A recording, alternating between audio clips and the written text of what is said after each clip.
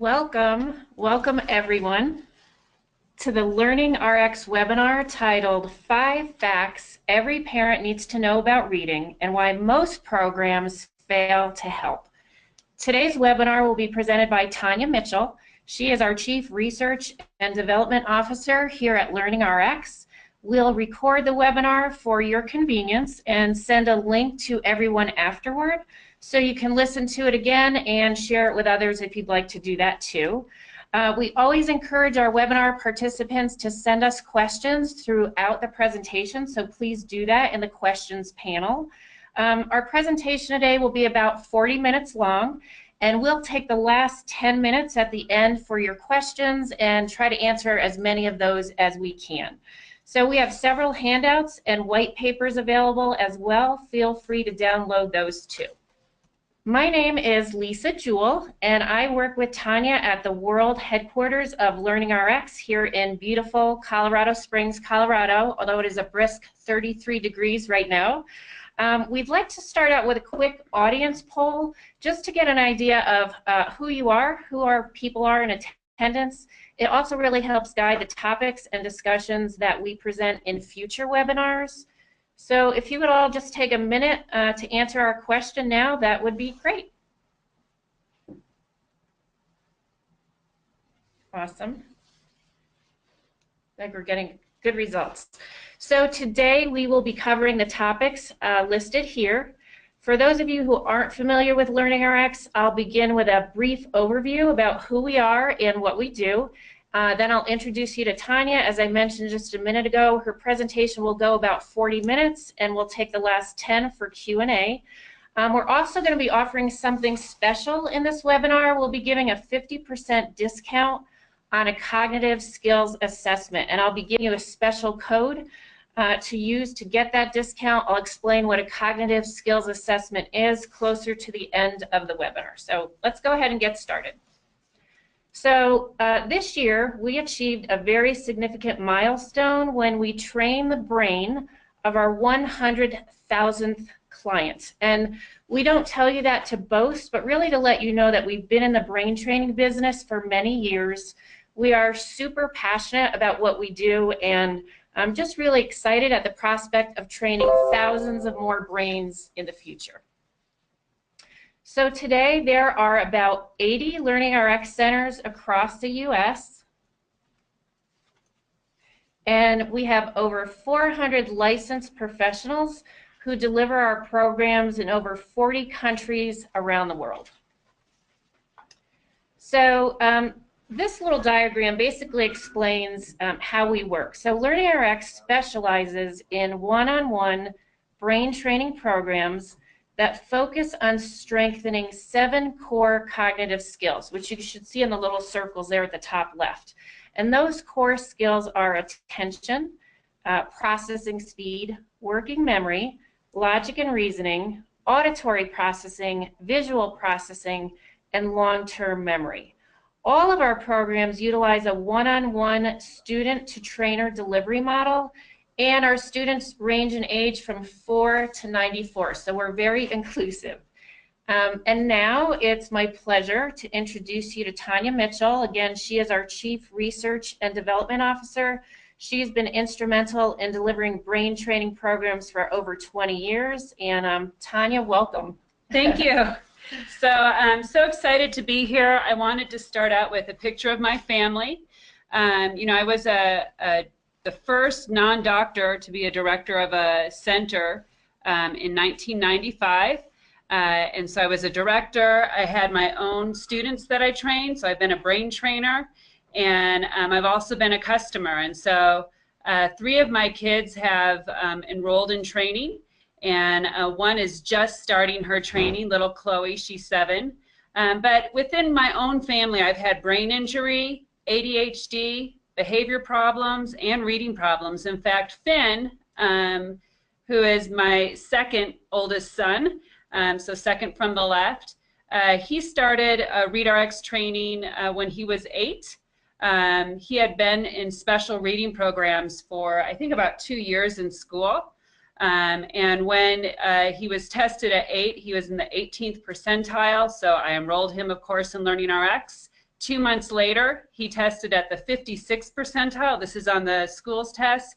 And then a year later at the 86th percentile. So I may share a little bit of his story, as well as Chloe's, where she's just starting and she has reading difficulties. So just as a customer, you know, it's great to be a part of such a great organization and get help for my own kids. So the research that I'm going to be talking about and the results and also information is based on over 35 years of research.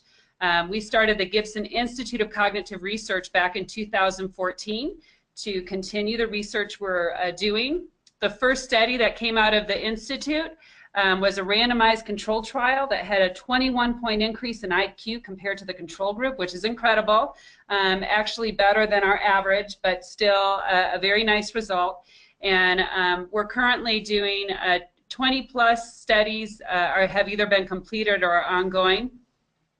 And if you want to learn more about our research throughout the webinar, you can visit gibsonresearch.org.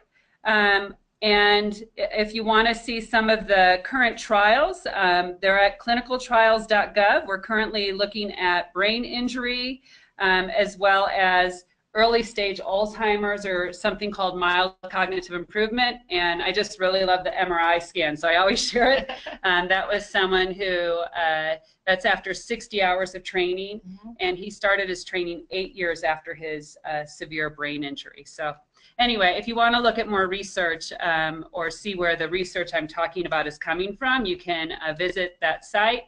As well as there's handouts that you can get. One is on LearningRx, our reading program, and one is a white paper on comprehension, all very research-based with the most current research. So let me begin this webinar, which is the 5 facts every parent needs to know about reading and why most reading programs fail to help. And we'll start with fact number 1. You know, reading is hard, especially English reading, because the English language is really confusing.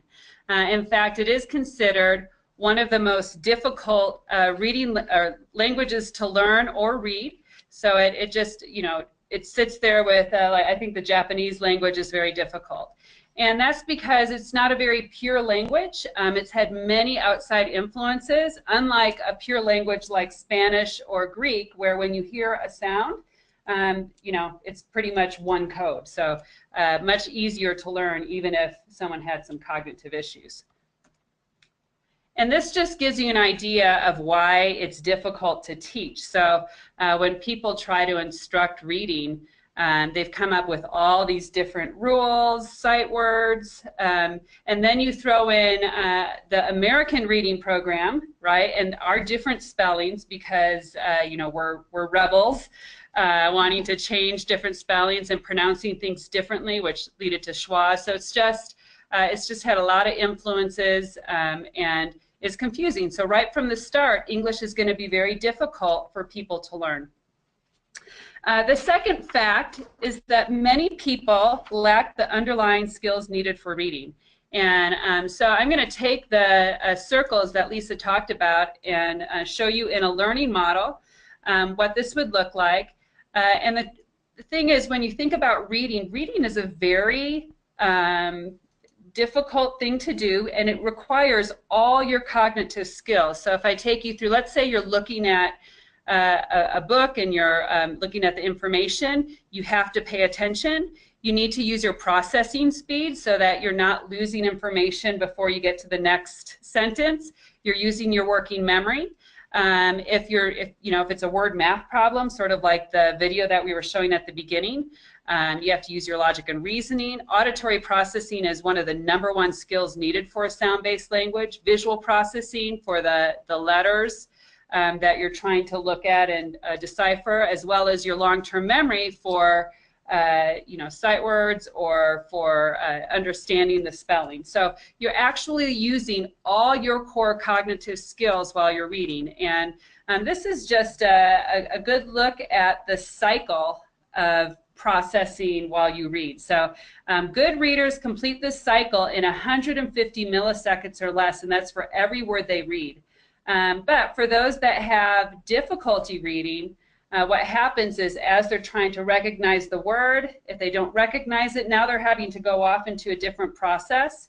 If they don't have a good memory, if they don't have good vocabulary, all of that gets in the way of a good reader. And so it's just a very complicated process and requires all your skills. In fact, when we look at our client outcomes, and this is based on about 6 years of clients, these are clients that had been previously diagnosed with dyslexia, and you can see it's about 2,000 clients. Also notice this is about a 12-year-old, that's our average student. And so I drew a red line across the 40th percentile, which would be considered low average. High average would be about the 60th percentile. And you can see that there's multiple skills that are below the 40th percentile. Auditory processing, I mean, if you look at all the research in the last 15 to 20 years, a lot of it focuses on the need for auditory processing or the ability to blend, segment, and analyze sounds in a syllable, which is a crucial skill for a sound-based language. But if you look at our clients, and again, this is on 2,000, there's actually a cluster of weak skills. So besides auditory processing difficulties, long-term memory was an issue, processing speed, and working memory. And IQ is also under it, but that's sort of a composite score of a lot of these skills together. So people are coming to us with severe reading problems, and they're having a cluster of weak cognitive skills, not just one. So fact number 3, reading is often taught incorrectly. And you can see here even on the board that you have the words yellow, whole, chief, radio pitch. All of these words you know, are outside of a basic phonetic code. So they have to be dealt with certain ways. If you look at the nation's report card, you know, even with the great research that's out there on why people fail to read, you can see that we're still at a rate of 64% of 4th grade students are not proficient, and it's unacceptable. That it's just not good for us. And so why is that? Well, I'm giving you some of the facts, but one of the reasons is how it's being taught. And there's 2 real main approaches to teaching reading. One would be a whole language approach. One would be a phonics approach. And then they also would do a combination of the 2. And that's what, you know, the 64% not proficient is based on, these 2 methods of teaching reading.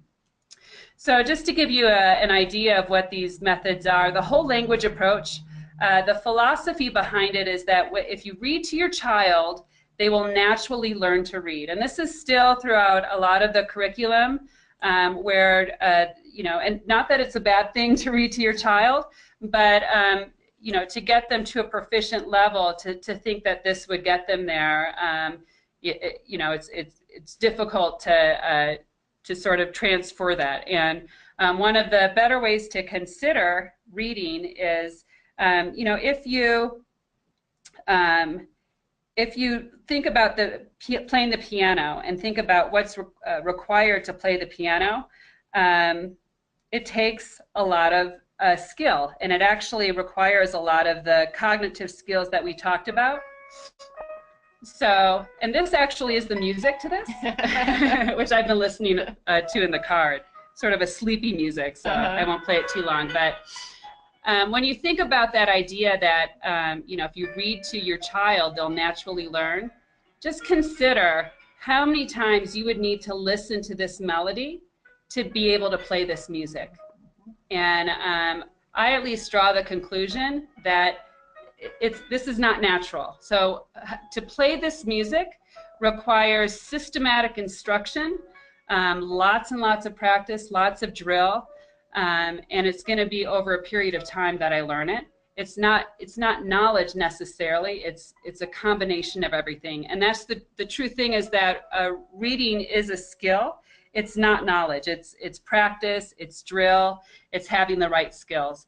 And it's not natural, it must be taught. And just to give you an idea, another philosophy that you'll see a lot within the whole language idea is that if you have difficulty comprehending a word or attacking a word, just look around it and then guess at that word. And the problem with that would be that here are 4 spellings using many of the same letters, but obviously, depending upon which one you would guess, it's going to change the whole paragraph and the whole your comprehension. And so whole word really leads to poor word attack skills, which is going to affect reading comprehension greatly. Whole language also, because it doesn't give good word attack skills or something called encoding or spelling, it leads to poor writing. Most people can memorize anywhere from 3,000 to 4,000 words, and the problem with trying to memorize words is it's estimated now that the English language could have 1 million words. So if you can only memorize 3,000 to 4,000, what are you going to do with the rest of the words? You need some type of good system. Yeah. And then we go on to phonics. Phonics emphasizes a 26-letter alphabet. The problem with that is that we have 43 sounds in the English language, 43, 44, depending upon who you talk to. And so what happens is, outside of the 26 letters, they must then come up with rules to deal with the other sounds, as well as the other types of spellings. And then because that doesn't fit everything, then they need to come up with exceptions to rules. And then for things that don't fit under that, they'll come up with word families and then sight words. And so you're reteaching, you're rememorizing, and you're having to deal with multiple exceptions to what you're being taught. If you look at word attack tests and you were just to do basic phonetic code, it would get you to about a 2.9 grade level. And what that means is 60% of the English words would not fit within basic phonetic code knowledge, and therefore would have to have memorization to them. And that's going to be a real issue for someone that has cognitive issues. So fact 4, there are 5 main skills needed for reading comprehension. And to start, most people aren't necessarily after their child having good word attack skills. They really are wanting someone to be able to comprehend what they read. That's their ultimate goal.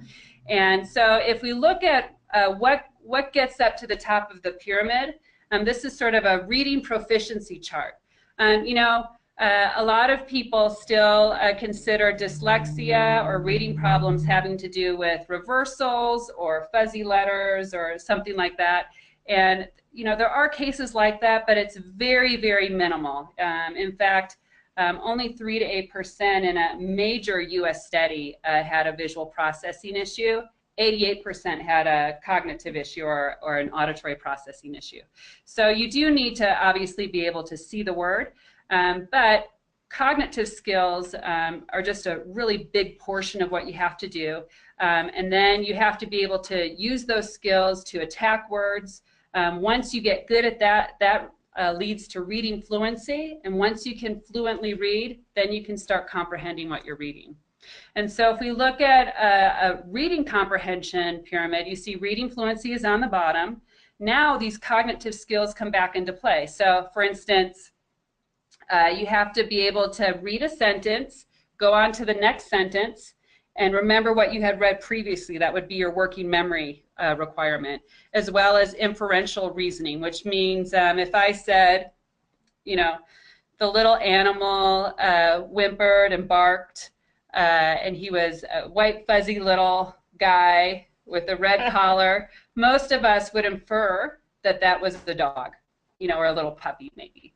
And then visualization is a big part of comprehension, as well as vocabulary and world knowledge. And what I mean by that is if I've been to the pyramids and I'm reading about the pyramids, that gives me a whole level of comprehension about what I'm reading. And then the top piece is the ultimate, which is really thinking about thinking or being able to learn something and take it and do something with it. So let's just try a small task for visualization. And so I'm about to show you a Where's Waldo picture.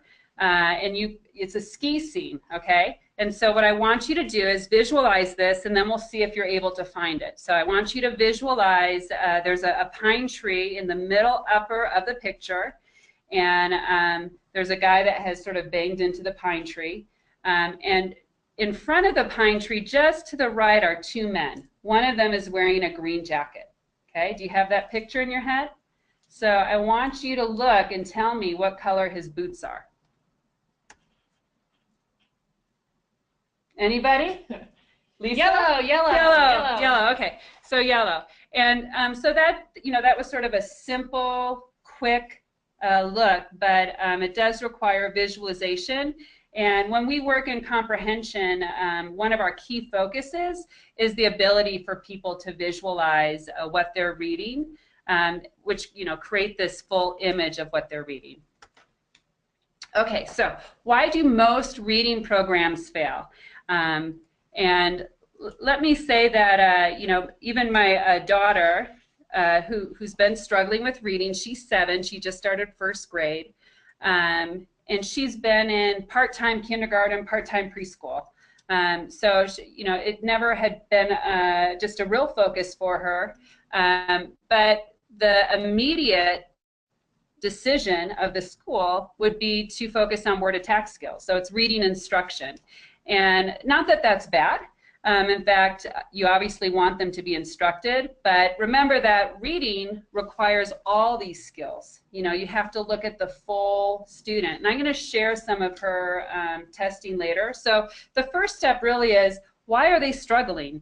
And because it is so heavily cognitive, the skill, it's really important to get their cognitive skills tested and not just focus on reading instruction, which almost every reading tutor will focus on. So they're sort of ignoring the other pieces and just focusing on word attack skills or reading instruction. So before you can start with reading instruction, you really need to treat the problem and work those cognitive skills and develop those cognitive skills. The next issue, number 3 there, is that a lot of reading programs will instruct, and again, this is not something you can necessarily just instruct. You must train it, and the best way to explain that is I gave you the piano example. If I sat there and told you how to play the piano, and then I left the room, and now you're supposed to play it, what are you going to do? Are you going to use it? Or let's say you wanted to learn how to play tennis, and so I decided to just instruct you on playing tennis. The best way to learn tennis would be drill and practice and sort of a systematic approach and working different skills. Same is true as for reading. Phonics programs, which are largely used, there's just way too many sight words. As I said, a person can memorize about 3,000 to 4,000 words, and you hit that capacity at about 3rd grade, I think. So then what do you do with all the new words that are coming in? How do you take care of that? And then too many exceptions to rules. So if a rule only works 60% of the time, that's a bad rule. And it can really affect reading. And I even notice little Chloe right now, who has just started her LearningRx program, that she will, because their focus is on a lot of sight words right now, it really messes up her ability to deal with basic code. So a big struggle for her. And then if you have a problem reader, and you see that our average student was 11.9, that is not a beginning reader anymore. They've already created some type of habit, and you need to be able to break that habit. And a lot of research out there will say, well, you can help someone up to about age 12, and then give them more time on tests. And I just think it's probably has more to do with how they are instructed than that they really need more time on tests. Because if you teach someone, a problem reader, and you use real words, they're just going to use their memorization skills and never take on the new skill. So a good reading program needs to start with strong cognitive skills. So you need to develop those weak cognitive skills first. It needs to be properly sequenced and very systematic. So in our reading program, we start with 1 sound, 2 sounds, 3 sounds. We work up to 5 sounds in a syllable. And then we use a sound decode approach. And then how are we going to handle alternative spellings and code overlap? We use mnemonic strategies and probability. And then we use a lot of drill to help create an automaticity to the new skills, a lot of nonsense words. And what happens is the problem reader then is forced to take on this new good habit, and that's going to lead to greater reading fluency later. So what does that mean? Because I was talking a lot about nonsense words. And so if I had 4 words here that were real words, you wouldn't probably be sounding them out. You would just use your memory. But by using nonsense words now, and Lisa, you can try to read these words. Okay. So you have to deal with every single sound in it, right? So Exactly. Go ahead. Mill thrust, browned full, drupped full, grendus. Good, very good. That's good. You can read. That's good. And these are word attack skills. And if I wanted to look at encoding, I could actually say this to Lisa without her seeing it and see how she spells it. And let me give you another clue. If you have someone and you're concerned if they have a reading problem or if they have auditory processing issues, one of the key things that I'll see a lot in students is that when they're writing, you see some poor spelling come out, and that just means they have an encoding issue, which is likely due to poor auditory processing skills.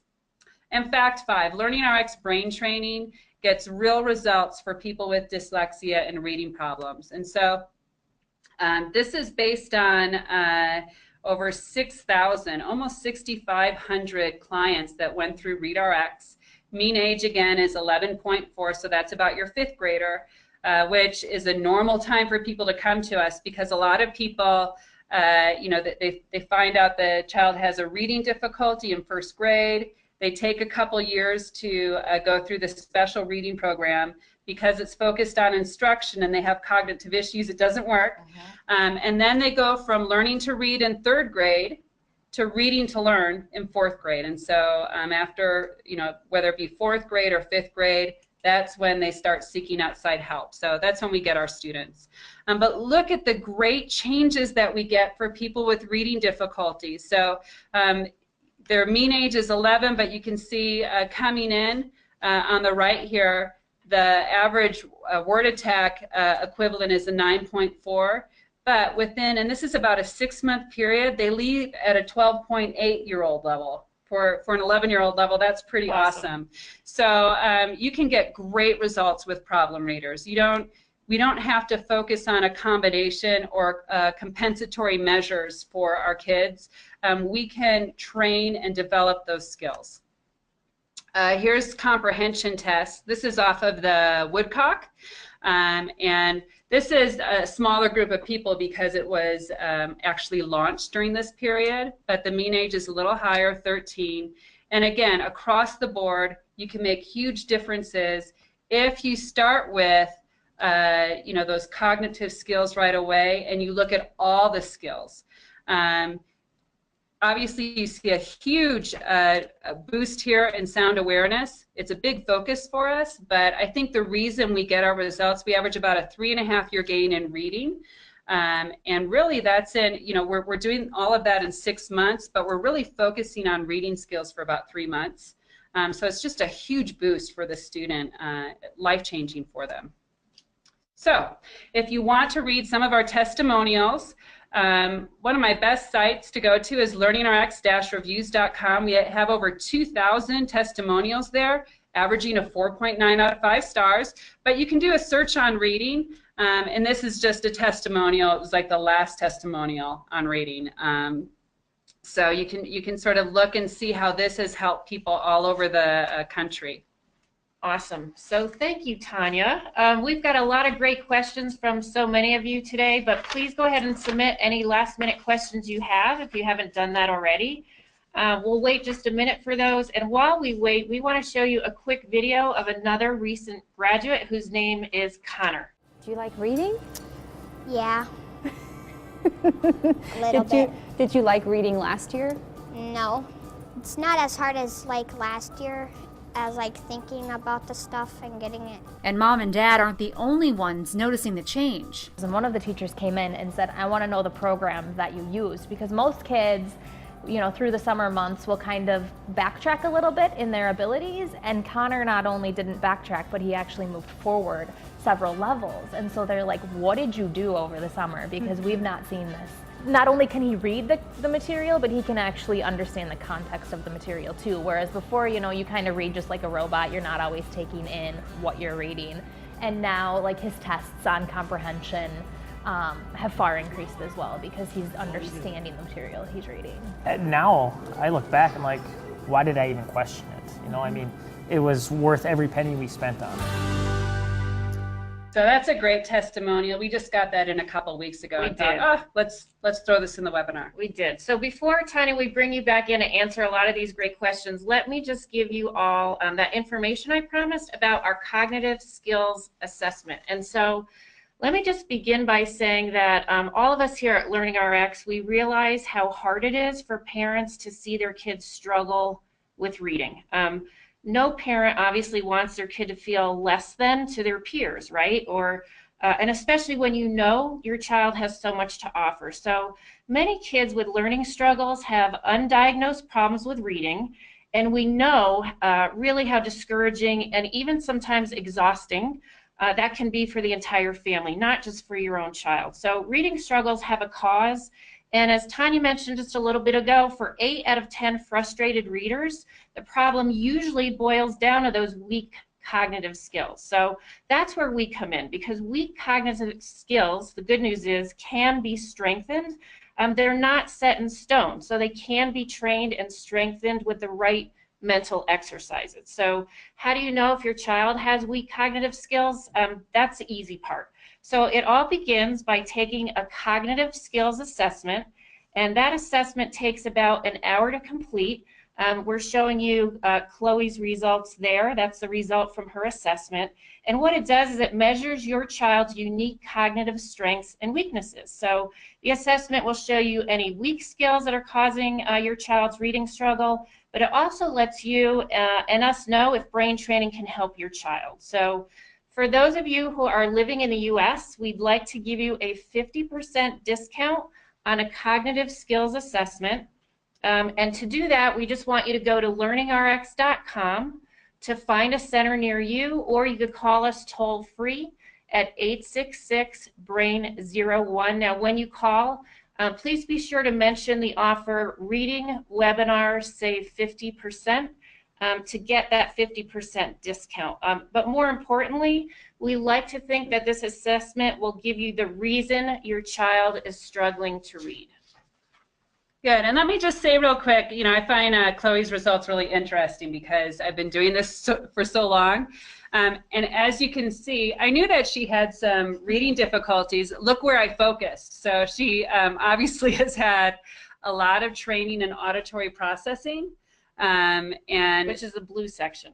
Which is the green. Oh, gotcha. You see the green over here? Okay. So she's very high in that because I focused on that. The thing is that Chloe is completely average, right? So, and this is obviously pre-training, but she just doesn't have the memory, working memory processing speed that she needs to really do word attack well. And so we'll be focusing on cognitive training with her first, develop those skills, and then when she's instructed in reading, it will be a lot easier for her. So I'm really excited about her going through the program. She is the most difficult student I've ever worked with, which, you know, our training, you can have parental involvement or you can just have the center do it for you.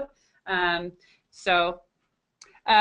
me also say, for those of you that are visiting us from outside the U.S. or really North America, we also have BrainRx, and you can go to BrainRx.com to find our locations. The great news is that in Abu Dhabi, probably hours ago because it's late there right now, we just launched our ReadRx International program as well. So reading training, an American reading program is there. If there's not a center near you, just email me at sales@learningrx.com for other options. So we're Great. going to go ahead and answer questions now. And we've got quite a few, Tanya, so let's get started. Okay. Here's one, and quite a few people are asking this. How much does LearningRx brain training cost? So that's a good question. We get the question a lot. Now, because we're in so many countries and in different states and economies, that is going to vary, but it's very similar to therapy.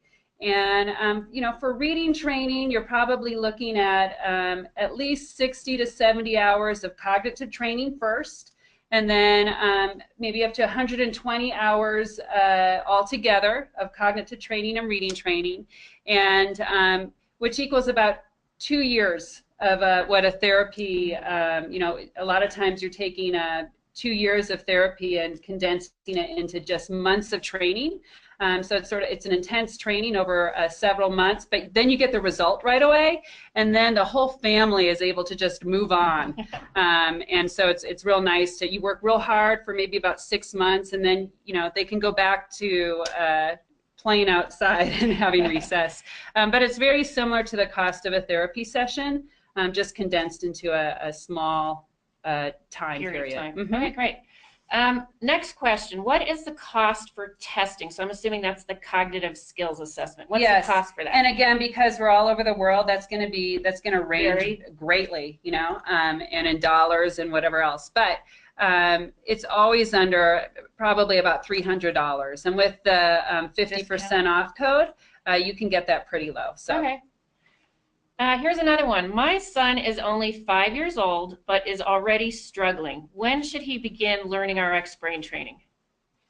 That's a good question. So I mentioned that my daughter is 7. Probably the best time to do ReadRx training. I mean, it is intense, and you know, if they get through basic code, which they do pretty quickly, then they're at about a 3rd grade reading level. So you can take a problem reader, and in months they're like the superstar reader. But I think anywhere from 1st grade to 3rd grade is a good time to do our reading program. And then they don't, you know, they never have to deal with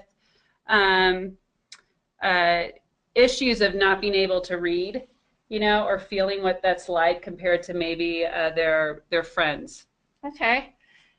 How about this? Does LearningRx have phonemic awareness training? Yes. So when I say auditory processing, if you think about auditory processing as sort of a spectrum of skills, phonemic awareness training is within that, and that is our focus. So along with memory training, speed training, attention training, we'll be focusing on phonemic awareness, specifically blending, segmenting, and analysis of sounds in a syllable.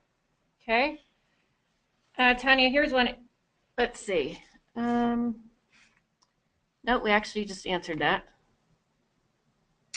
So one of you asked a specific question about a location.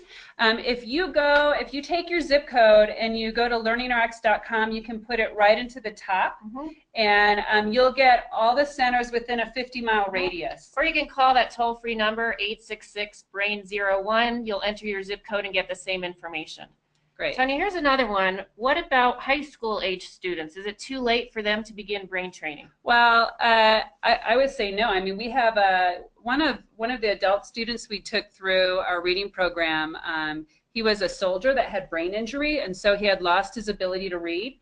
But I actually think we're maybe the best program for a problem reader or an adult reader, and that's because there's an automaticity to what we do, so it's not just instruction. My own dad, Dr. Ken Gibson, one of his focuses throughout his research was really to help the problem reader because he struggled to read. So even before we had created the reading program, he had gone through many different reading instructions, and some that were just, you know, based on really good research. And the thing is that as an adult reader, he would walk in, he could understand the instruction, but because he lacked automaticity and already had old habits, he wasn't able to take on that instruction. He would just go read back the way he did before. So the way that we have this developed, it does not allow the adult reader to use their memory and old reading habits. They have to use the new reading habits, which is crucial for the problem reader. Tony, here's another one. Someone asked, I think earlier in the presentation, you talked about dyslexia and transposing letters. Is that really not as common as we think? Well, I think you know, a lot of people think about reversals right away, and there's some people that do have that issue, and it's more an issue of maybe a B and a D, right, than like an N and a U, which is actually the same shape. Right. So we haven't done studies on reversals for a while, but the program is it's integrated into the ability to help develop skills like orientation and visual processing.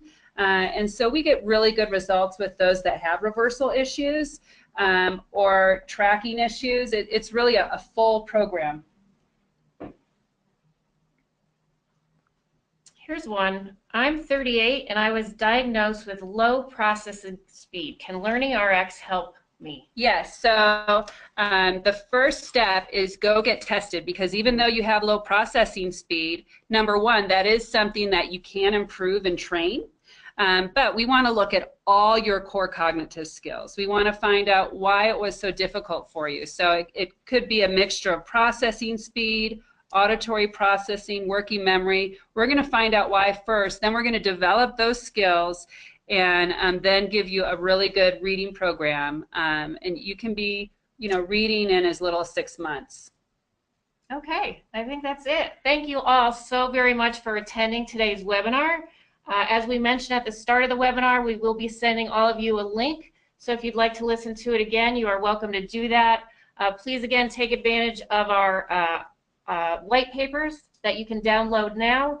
And we really appreciate it. We'll be sending more invitations in the future, starting in 2018 with some more educational webinars to come. Great, and for any of the questions that we were unable to answer, we will reach out to you specifically and answer your questions. So thank you so much for joining us. I hope you all have a great holiday. Yeah, you take care. Thank you.